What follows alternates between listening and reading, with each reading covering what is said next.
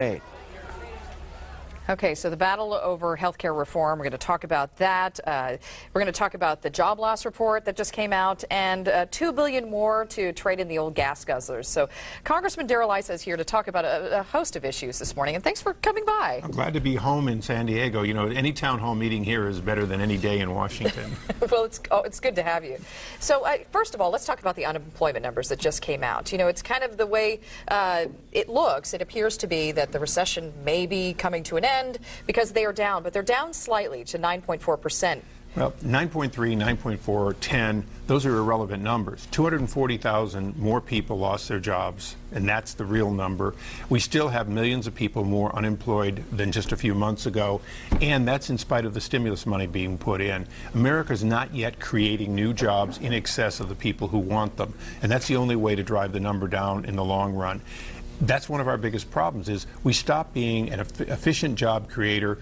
Healthcare is certainly a discussion, but remember, if healthcare doesn't become a smaller part of what a business has to pay into to employ good quality people, then those businesses won't be competitive. And right now, the healthcare debate is about $1 trillion in new taxes more. It's not about actually delivering healthcare less expensively.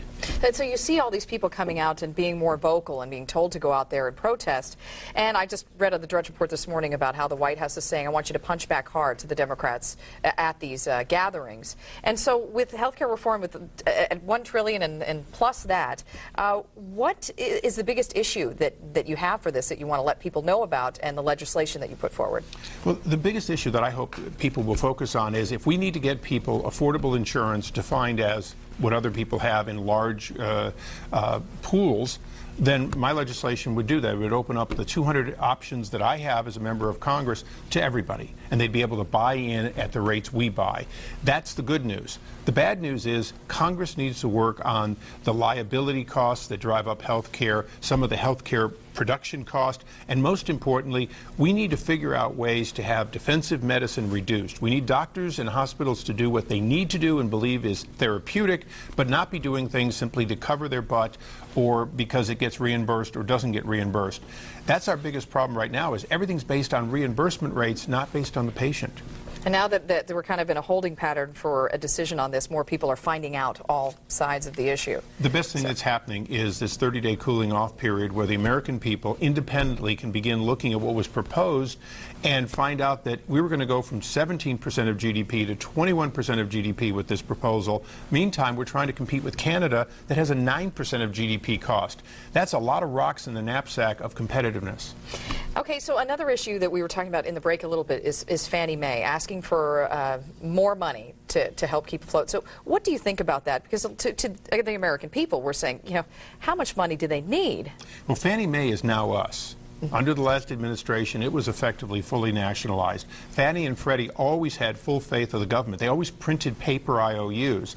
And it's one of the reasons that under both the last administration and this administration, I hope we're going to find a way to rein in these two organizations that have been out of control for a long time. There's about $6 trillion of full faith federal money already at risk there. It's far greater than all the bailouts combined. Okay, so this Wall Street Journal article that came out about this investigation, can you tell us about that on Countrywide and the SEC?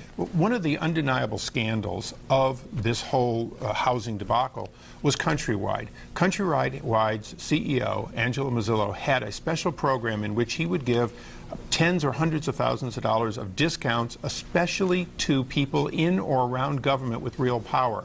The postmaster, the head of Fannie Mae, these people got deals along with members of the House and the Senate. We don't know whether those people ever did something in return. What we know as a committee is they were doing it for corrupt purposes. They were giving away millions of dollars in discounts to people who had the ability to help them outside the eyes of you and myself. And right now, we don't have indictments of anyone at Countrywide for this, and we don't even have a subpoena that allows us to get the rest of the information. It's leaking out just based on whistleblowers right now. Well, I'll tell you what, Congressman Issa, I could talk to you for a half an hour more about all of these issues. I know. You just have to come back. But thank you so much for touching on them. Thanks, really Linda. appreciate it. Nice seeing you. Enjoy your stay here for a while. I'm going to. Okay. So for more information, go to san diego6.com.